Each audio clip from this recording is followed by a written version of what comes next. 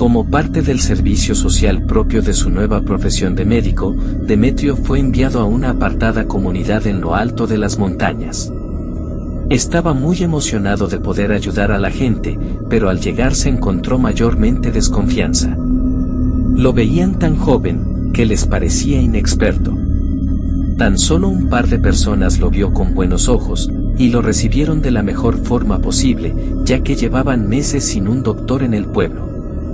Así que lo acomodaron en una buena habitación en casa de uno de ellos y el resto se encargaba de darle comida o cualquier otra cosa que necesitara. Queriendo o no, finalmente todas las personas tuvieron que aceptarlo, porque no tenían nadie más a quien recurrir, y se le veía ir y venir a pie a altas horas de la noche, para atender a algún enfermo en su propia casa. Había siempre alguien que lo acompañara, aunque el pueblo era pequeño nadie quería que se perdiera. Una madrugada, escuchó el ladrar de los perros, y fue a ver de qué se trataba. Distinguió alejándose una figura femenina, y encontró en el suelo un rastro de sangre. Con ímpetu le rogaba que se detuviera, identificándose como médico y ofreciendo ayudarla. Sin embargo la mujer parecía ida, solo caminaba hacia el frente con la cabeza agachada. Los rígidos y lentos movimientos con los que se desplazaba, hicieron pensar al joven que se encontraba muy mal herida, así que corrió para darle alcance. No fue tan fácil llegar hasta ella, realmente se movía más rápido de lo que parecía. Pero al estar cerca, sus ropas rasgadas y cabellera alborotada, pusieron más nervioso al chico pensando que algo muy malo le había pasado. Tocó su espalda. En ese momento ella se dio vuelta, mostrando su cuerpo cadavérico, emitiendo un lastimero grito de dolor en la cara del joven que lo obligó a salir corriendo. Así el pueblo perdía a otro de sus doctores, todo por guardar en secreto las apariciones de la mujer de la noche a la que ellos están muy acostumbrados, pero no así los citadinos, que hace mucho olvidaron que cosas como estas existen.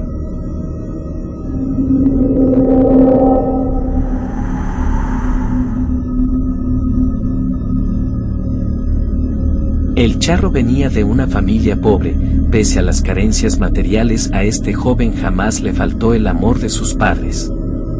Sin embargo esto no parecía suficiente para él, ya que estaba obsesionado con obtener recursos para andar muy bien vestido y calzado. Los días pasaban y el charro se llenaba aún más de frustración por la pobreza en la que vivía.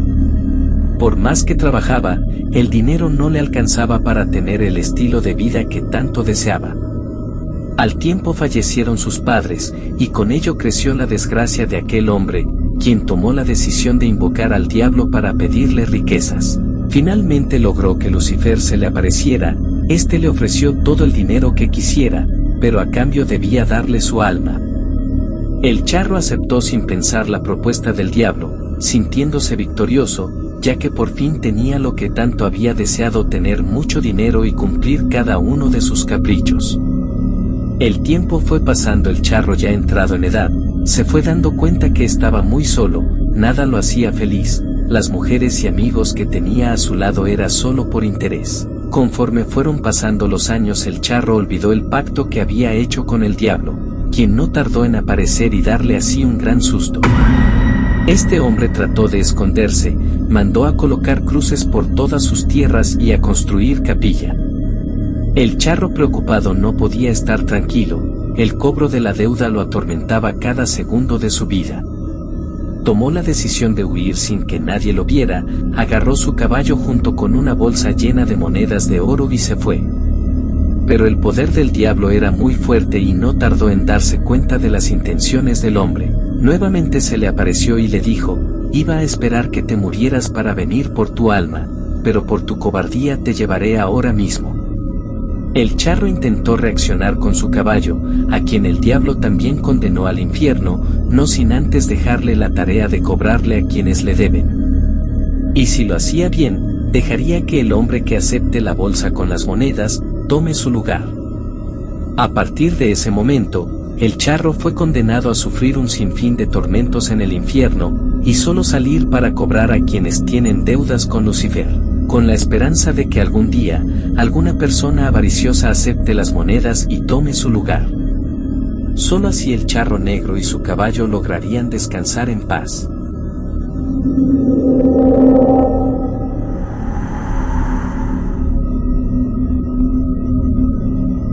La minería es una de las actividades más antiguas que ha desarrollado el hombre desde hace siglos, ya que la extracción de piedras preciosas siempre ha interesado a miles de personas.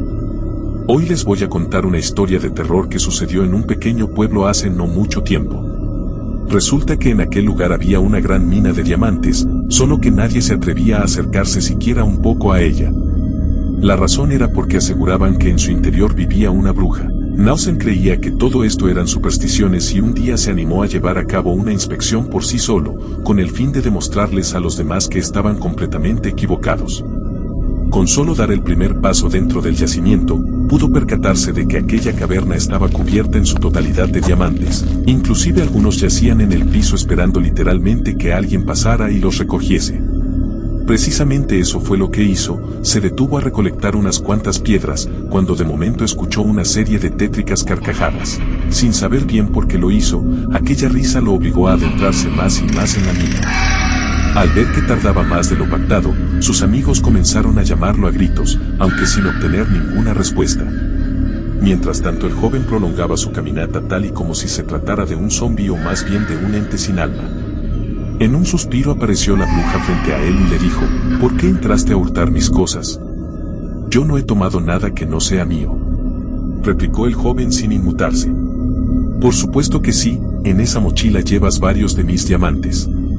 Ahora pagarás por tu osadía. Y diciendo esto, la bruja levantó una de sus huesudas manos, señaló al muchacho y lanzó un conjuro.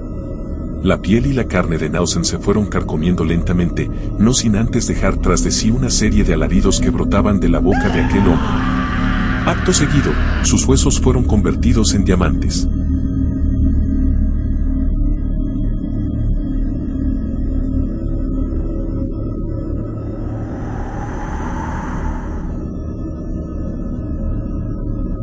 A 2 días de la muerte de Olivia, Jorman apenas había reunido el valor para leer su carta. Era algo extraño que ella la hubiese escrito, tal y como si presintiera que la muerte estaba cerca. Probablemente eso aterraba un poco al muchacho. Temía lo que aquellas palabras le revelaran, pero aún así, por fin pudo abrirla para leerla. Las primeras líneas le devolvieron la tranquilidad. Ella solo evidenciaba el gran amor que le tenía. Trataba de recordarle el día que se conocieron, todo lo que hicieron juntos, incluso las peleas. Mencionaba lo mucho que le gustaba observarlo mientras dormía, abrazarlo cuando tenía pesadillas, despertar a su lado las mañanas después de acurrucarse en él toda la noche. Un par de lágrimas rodaron por la mejilla de Jorman. Sin duda extrañaría su cercanía, le sería muy difícil sobreponerse a su ausencia, pero nuevamente le tranquilizó leer el último párrafo, en el cual se lanzaba una promesa. Ella juraba que no lo abandonaría jamás, que no le permitiría sentirse solo, que seguiría abrazándolo a pesar de todo. Después de eso solo venía una amorosa firma, pero Jorman ya no podía ni siquiera sujetar la hoja entre sus manos. Lo único que quería era tirarse en su cama y dormir hasta que el dolor pasara. Sin embargo, no podía conciliar el sueño, daba vueltas y vueltas, y aunque sus ojos se cerraban, su mente no se apaga. Pensaba en ella, la extrañaba. En cierto momento alcanzó a percibir su perfume, mezclado con el olor a podredumbre. Callando su llanto, escuchó en la habitación una tenue respiración, y allá en el rincón más oscuro, algo se movía. Apuntó la lámpara hacia el rincón, y ahí estaba Olivia. Se había escapado de su tumba y las garras de la muerte, solo con la intención de cumplir la promesa a su amado y estar con él eternamente.